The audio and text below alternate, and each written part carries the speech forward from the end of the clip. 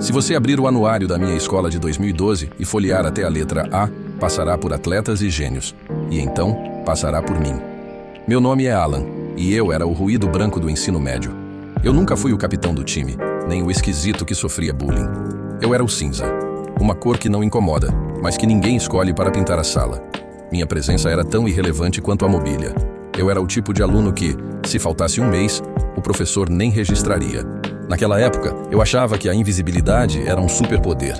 Eu não precisava lidar com expectativas. Meu plano era medíocre: cursar qualquer faculdade, ter um emprego de escritório e um carro financiado.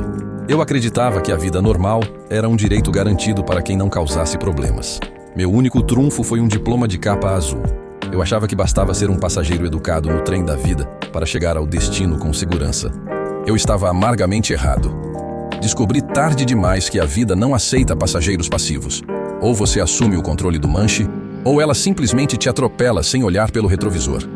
O ensino médio me preparou para ser um fantasma, e agora, no asfalto frio da cidade, eu finalmente me tornei um. Minha vida adulta foi um desfile monótono de humilhações silenciosas. Passei por depósitos úmidos e caixas de supermercado, onde eu era apenas uma extensão da máquina. Eu era a mão de obra invisível. Por ser o homem médio, o cinza, eu era sempre o primeiro nome na lista de cortes quando a economia dava um soluço. Eu não era essencial. Eu era um erro de arredondamento na planilha de custos da empresa. No amor, a mediocridade foi uma sentença cruel. Minha primeira namorada, Clara, traiu-me com o meu único amigo. A traição deles não foi um drama, foi uma sensação de que eu era descartável. Depois veio Jéssica, mas a lealdade dela tinha um prazo de validade atrelado ao meu salário. Assim que a fábrica fechou e o dinheiro evaporou, o amor dela seguiu o mesmo caminho. Eu percebi que era apenas o porto seguro temporário, o homem que as mulheres usam enquanto esperam algo melhor. Eu me sentia um perdedor profissional. Não era apenas falta de sorte, era uma falha de design na minha própria alma. Eu olhava para os outros e via pessoas que deixavam marcas por onde passavam. Eu era apenas um homem ocupando espaço no mundo, consumindo oxigênio e pagando contas até o dia em que o mundo decidisse que não precisava mais de mim. E esse dia estava chegando mais rápido do que eu podia imaginar.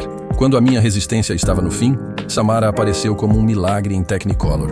Samara era vibrante e solar, mas o que mais me prendeu foi o fato de que ela parecia me enxergar. Você é um homem bom, Alan. Só precisa de alguém que acredite em você, ela dizia. Pela primeira vez em 30 anos, senti que a sorte tinha girado. Eu não era mais o cinza.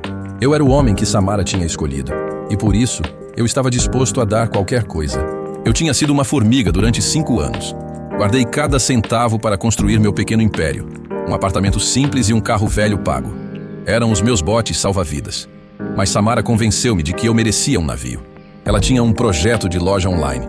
Movido por um amor desesperado para não ser mais um perdedor, assinei papéis que não entendi e limpei minha poupança.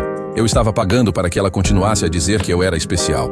A traição de Samara foi uma execução cirúrgica. Em 6 meses, o milagre virou pesadelo. Ela limpou minha conta, mas foi apenas o começo. Com os papéis que assinei, ela colocou meu apartamento num esquema ilegal e, numa madrugada, desapareceu com meu carro e tudo o que havia de valor. Quando a polícia bateu à porta, não foi para me proteger. Meu nome, Cinza, estava agora vinculado a uma rede de fraudes que eu levaria 3 vidas para pagar. Ela não apenas me deixou, ela me desintegrou. Fui despejado. Ver minhas poucas roupas e o meu anuário de 2012 jogados na calçada foi o momento em que a realidade me acertou como um trem.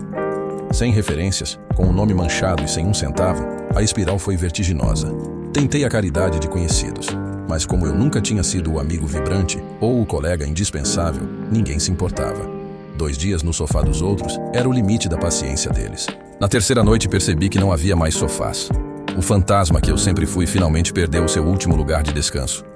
O asfalto tornou-se o meu único horizonte, e o alçapão no fundo do poço se abriu para me jogar no lugar onde a invisibilidade não é mais uma escolha, mas uma condenação. Hoje, minha bússola é o ronco do estômago e o horário do abrigo municipal, esperança. Lá dentro, a esperança foi a primeira coisa a ser racionada. Vivo do sustentalismo, um auxílio do governo que deveria ser uma ponte, mas se tornou uma coleira curta. A economia está em queda, e o governo decidiu que os primeiros a parar de comer seriam os que já não tinham nada. O valor diminui todo mês, enquanto a inflação devora o que resta. A comida no abrigo é uma sopa rala de legumes mofados e o dormitório é perigoso. Tentei sair do buraco com um desespero que beirava a humilhação. limpei banheiros químicos e carreguei entulho até minhas mãos sangrarem. Mas o mercado de trabalho tem um radar para o fracasso.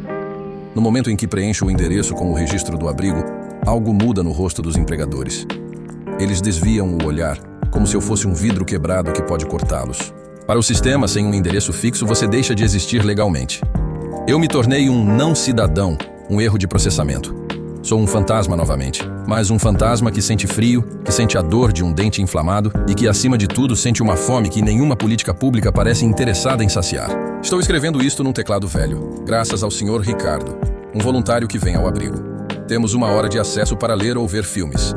Enquanto os outros moradores veem filmes de ação para anestesiar a dor, sinto que tenho uma tarefa diferente. O Sr. Ricardo foi o primeiro a não desviar o olhar. Alguém precisa saber que você existe, Alan, disse ele. Se você não contar a sua história, o mundo vai escrever o seu fim com indiferença. Uso meus 60 minutos para digitar. Meus dedos, endurecidos pelo frio, tropeçam nas teclas. Mas a minha mente nunca esteve tão lúcida. Não escrevo para pedir esmola, mas para que o cara invisível de 2012 finalmente se torne nítido. Escrevo para provar que por trás do casaco poído ainda há o Alan. O Alan que amou, que trabalhou até as costas travarem e que pela primeira vez decidiu pilotar alguma coisa, mesmo que seja apenas esta narrativa. O cursor continua a piscar. Faltam 5 minutos. Não sei o que será de mim amanhã. Boatos dizem que o abrigo será fechado. A traição de Samara me ensinou que o mundo guarda uma crueldade especial para os fracos. Usei essa dor para esperar o fim, mas ao digitar minha vida, senti uma faísca que não sentia desde 2012. É uma faísca minúscula, mas é minha. Talvez eu continue a ser um perdedor aos olhos da sociedade. Talvez nunca saia das listas de devedores. Mas, enquanto olho para o reflexo do meu rosto cansado na tela, percebo uma verdade. Eu sobrevivi. Eu sobrevivi à negligência, à fome e ao frio. Eu não sou mais o passageiro passivo do ensino médio. Eu sou Alan, o homem que se recusou a desaparecer em silêncio. Enquanto houver uma janela digital e uma faísca no peito, eu escolho, finalmente, existir.